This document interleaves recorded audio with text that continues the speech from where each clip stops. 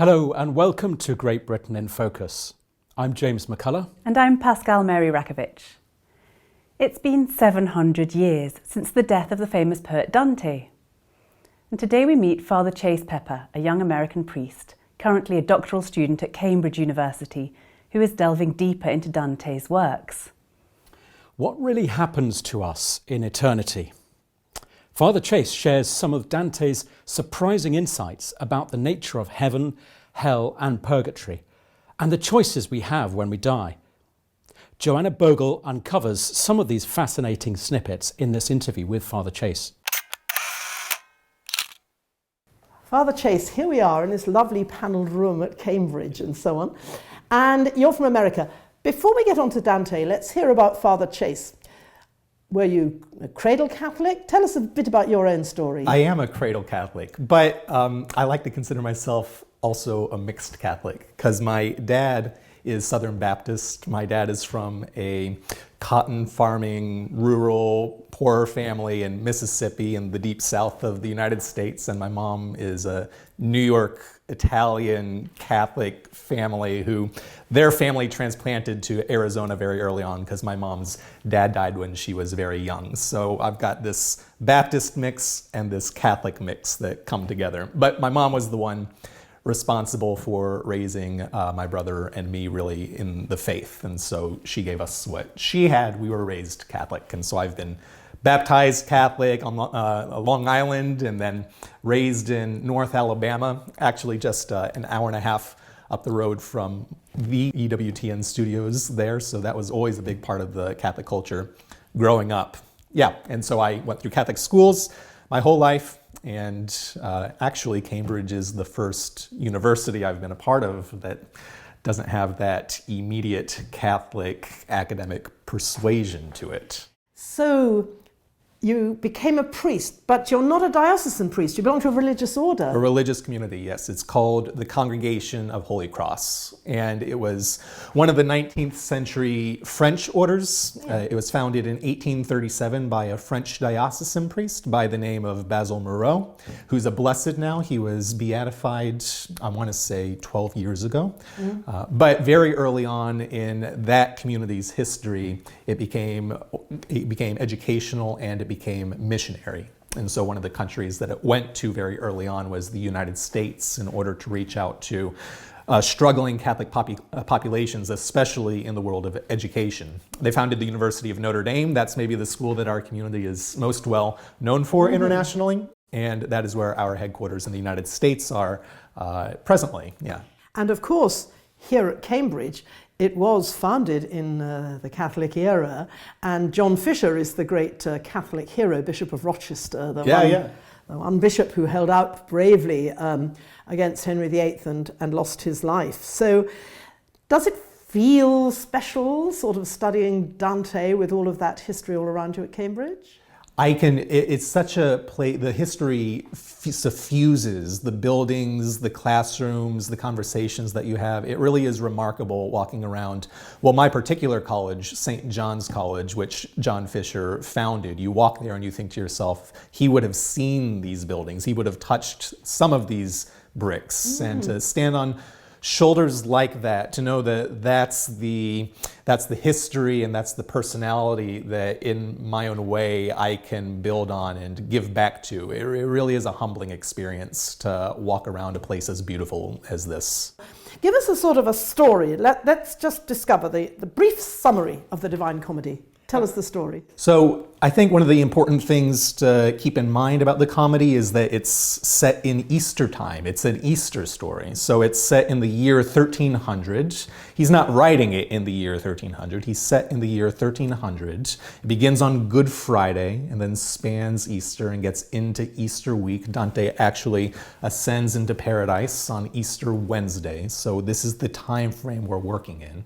But it's a story about a man. We don't know his name until about 2/3 of the way through the poem, but it's a story about a man who's been called, and he's been called specifically by Mary. She's the one who stands at the bookends of the story, is the one who starts it and brings it to its completion.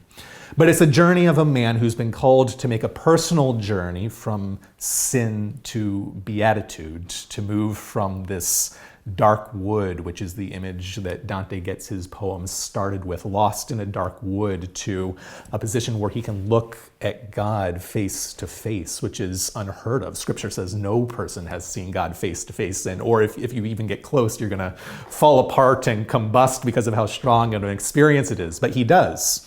He's got this personal journey from sin to beatitude, but it's also a prophetic journey, because Dante's been given a call in order to see human nature in its worst states and in its highest possibilities, and to share that story for his contemporaries, for the men and the women that he comes from, in order to help them understand what their lives are actually meant to be and to look like under God's sight. So, in a sense, he is trying to communicate this hugeness about love and so on.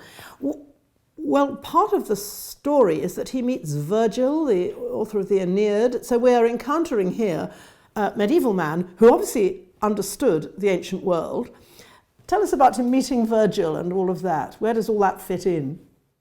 It's always been a little bit of a scandal that Dante chose ancient pagan poet in order to be his primary guide, at least the guide who stays with him the longest through this story of the Christian afterlife, descending through hell and climbing this mountain of purgatory. He doesn't get into paradise, he goes back to where he came from in limbo. But nevertheless, everybody, like you mentioned, knew Virgil to some extent, because that's who you studied in grammar school in order to start getting the fundamentals of language and structure and style and words under your belt. He was the educational foundation for anybody like Dante who would have known how to read and write. But beyond that, Virgil, in his poetry, he's somebody who tells a narrative where he goes to the underworld. Dante has to share this story about how he, yes, climbs to the height of seeing God, but he can't do it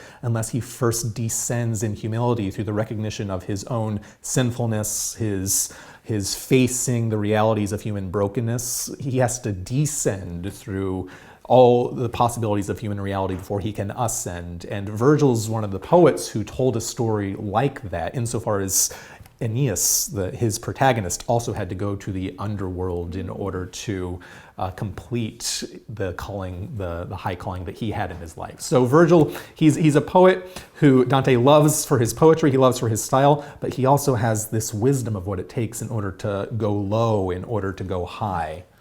And they do go low. One of the things that's famous is in hell, in the underworld, we meet people who are rather unexpected. Dante, am I not right? He sees all sorts of people there in hell, including people that we assume were all terribly pious and so on. People like to assume that Dante created hell to throw his enemies inside, but Dante's hell is not a place for his enemies, and Dante's hell is not a place for the worst sinners that he can think of. He meets friends and mentors and heroes and people that people really look up to. The thing about hell is that they insist on telling their stories their own ways. They never let their story be contextualized by a mercy and a repentance that's deeper than what they're capable of telling themselves. And so in purgatory and paradise, you meet people who are far worse sinners than the people in hell, and you meet people who Dante disliked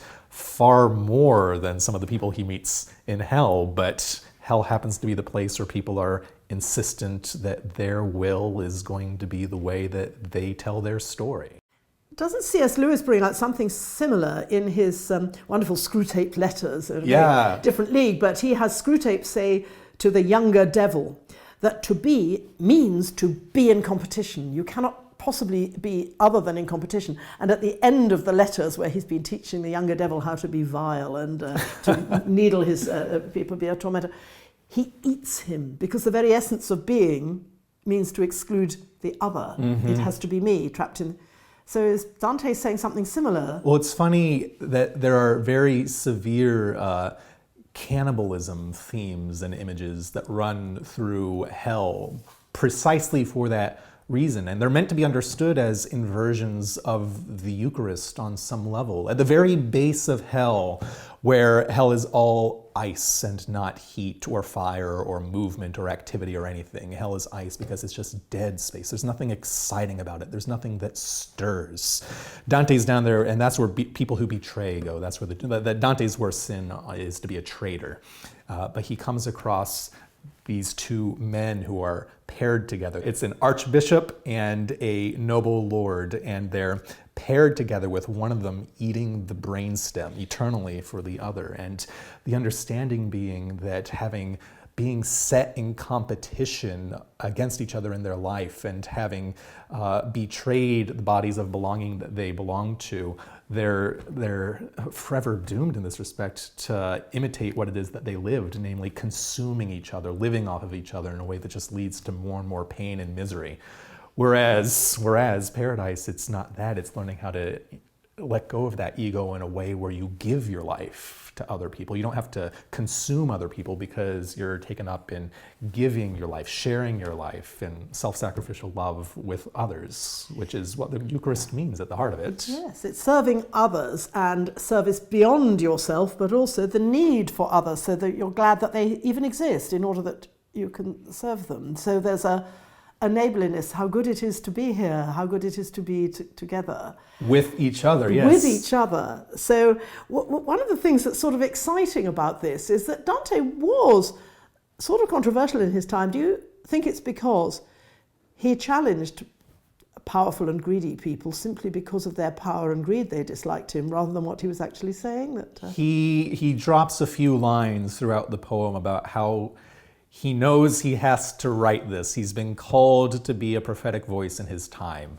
but he also worries about how people are going to react when they realize they're being called out for the greed that he sees tearing apart his politics and his economies and just what life in Italy at that time in the early 14th century was like. He's worried about the way politicians are going to respond to him. He's worried about the way the church is going to respond to him, because that's another thing that everybody knows about Dante. He doesn't have a slow time pointing a finger back at the church and saying, you're getting it wrong too. So repentance goes to everybody. It's a call everybody needs to receive. That's one of the things that is famous about Dante, is that he sees, bishops and the powerful in the church, especially when they're linked with the powerful in the state and it's all one glorious political thing. He sees this as being a reason to be in hell, because you're not really serving others in humility. No, it's serving oneself on some level. If one's life only becomes a matter of serving oneself, then one gets what one asks for. Yeah. Maybe that's one way of putting it. One gets what one wants, which is, I've heard that before, it's the terrible reality of life. God will give you what you want. Yes, and that'll be, some people will be happy with that, other people will realize what that really means. Yes, and the idea of this power struggle, a lot of people today, I'm thinking now people outside the church or people who think they know about it but have not really encountered it, do see the church as a powerful body, as a body that wants power, political power and so on. Do you think this is that we can quote Dante and say, no, that's not the way we should ever see the church, and it's not the way the truly insightful Catholic should see the church?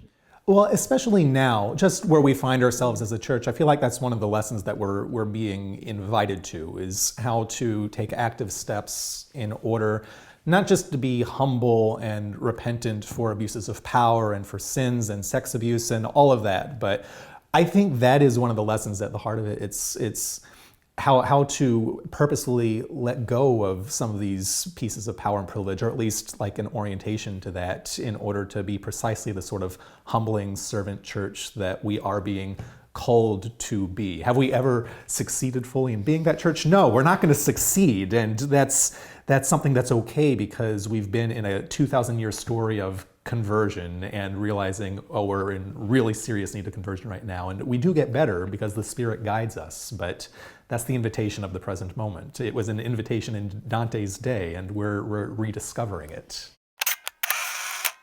International football might not be the first place you would look to find practicing Catholics living their faith. Prince Lamona is a young football agent who shows no hesitation in sharing his faith with his colleagues in this elite world of sport. An expert in contract law, Prince negotiates deals between soccer clubs and mixes with the rich and famous. But as he tells us in his interview, he unashamedly professes his Catholic faith and entrusts himself and his work to God.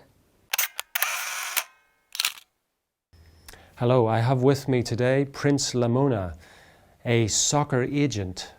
He works with and for European footballers and people from across the world working in that elite sports, which involves a lot of money, a lot of fame and a lot of adulation, and therefore may not be the most conducive atmosphere to work in for a Catholic. Prince, welcome to Walsingham, welcome to the EWTN studios. Thank you very much for having me, Kevin. So how did a good Catholic boy like you end up working in this cesspit called international football? Well, long story short, so I grew up in a place called Bradford, and I went on to do my law degree in Nottingham, and one of my modules in law was sports law, which I really loved.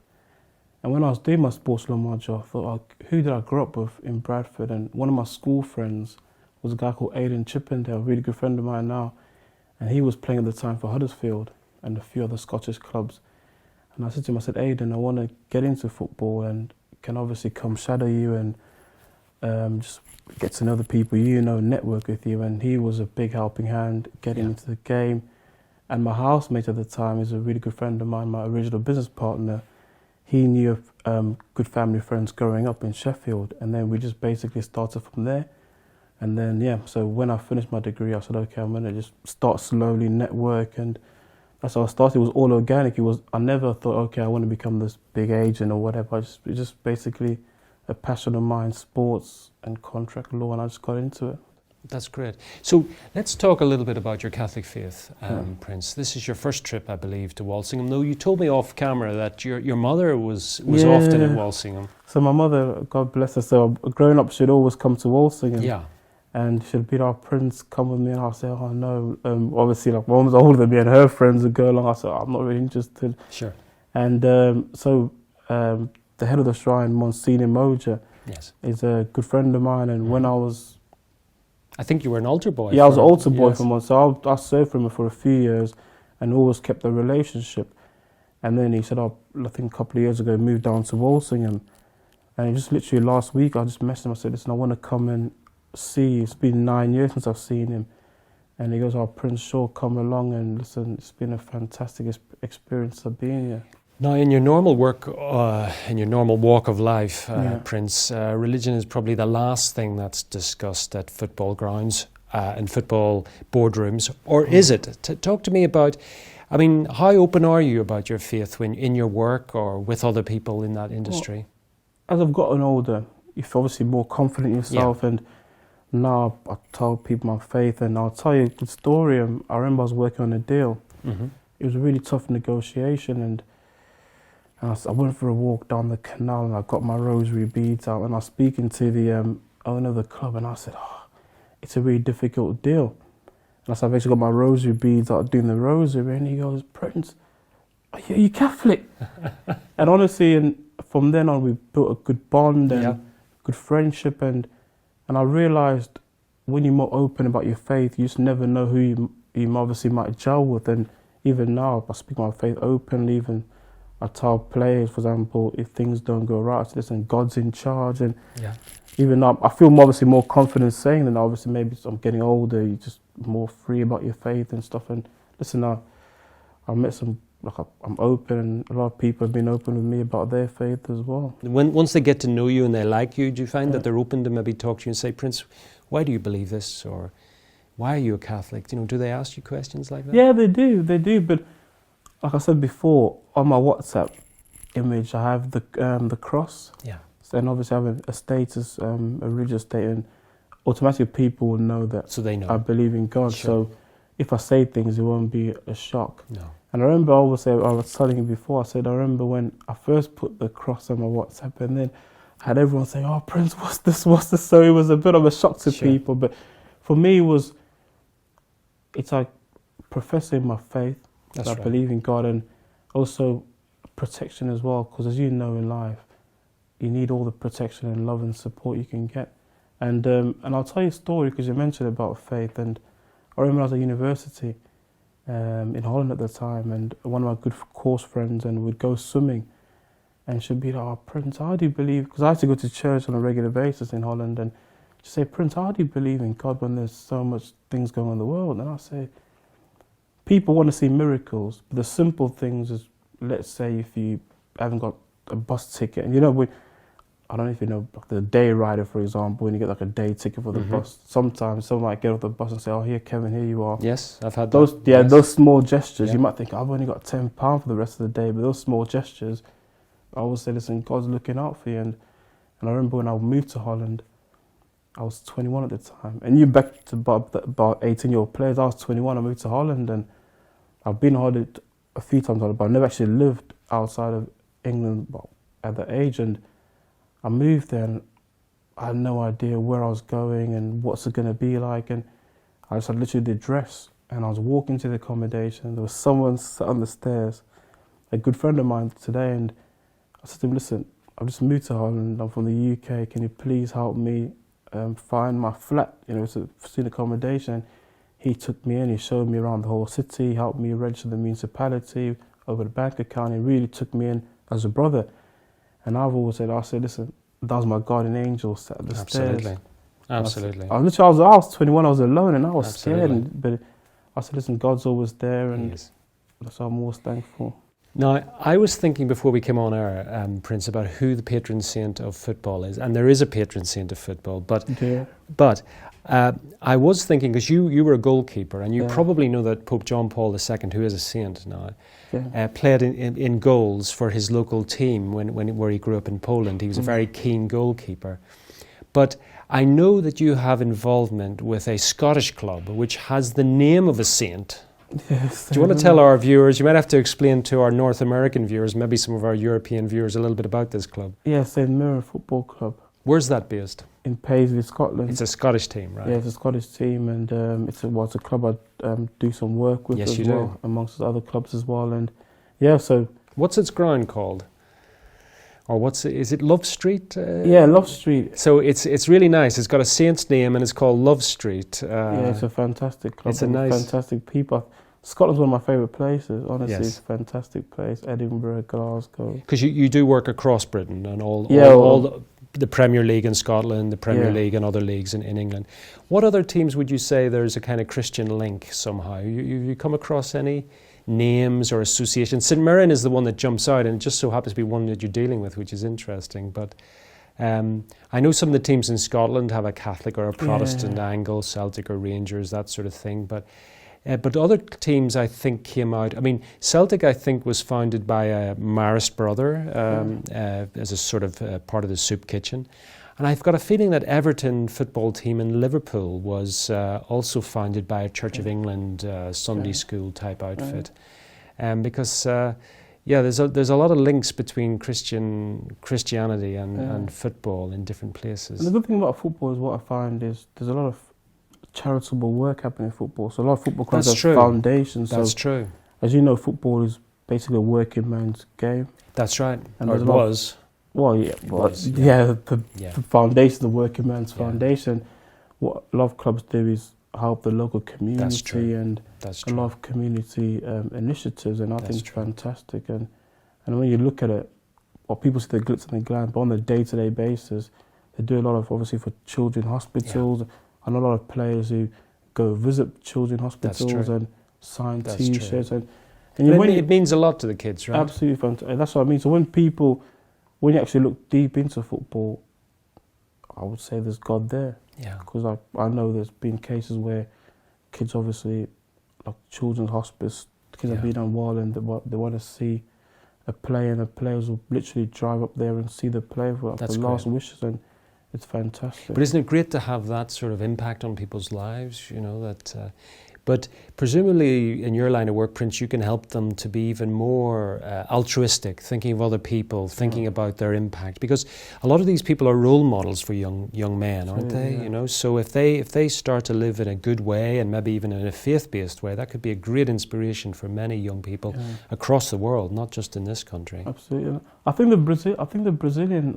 I'm a big fan of Brazilian football. Of course, And the football team. Yeah, you see, I remember there was a player called Kaká. I don't know if you know Kaká. He's played for AC Milan. After my time, I'm afraid. Yeah, and I remember when I think he won the World Cup or the Champions League, and he had like the vest saying "I belong to Jesus." Did he say? Yeah, and like over there, obviously, it's a big Catholic country, Brazil as well, and you see a lot of players now.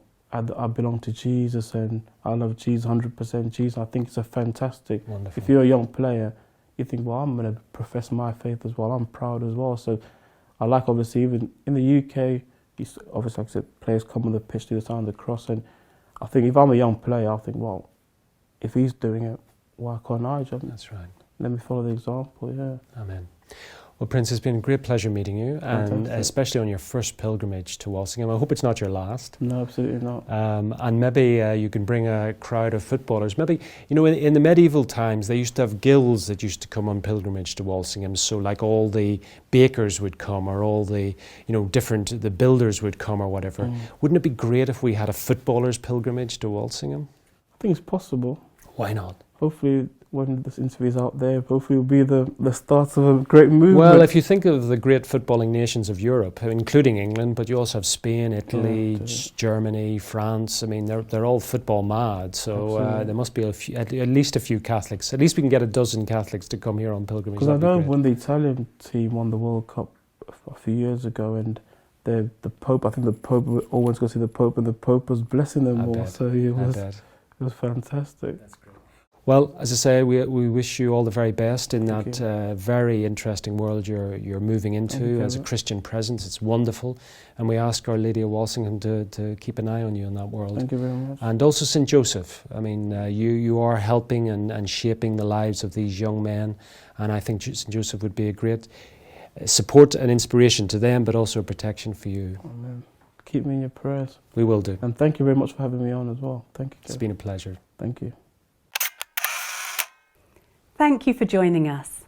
Full versions of these interviews will be made available shortly on our social media channels. EWTN Great Britain is a self-funded charity. If you would like to support our mission, do visit our website on ewtn.co.uk. Until next time, goodbye and God bless.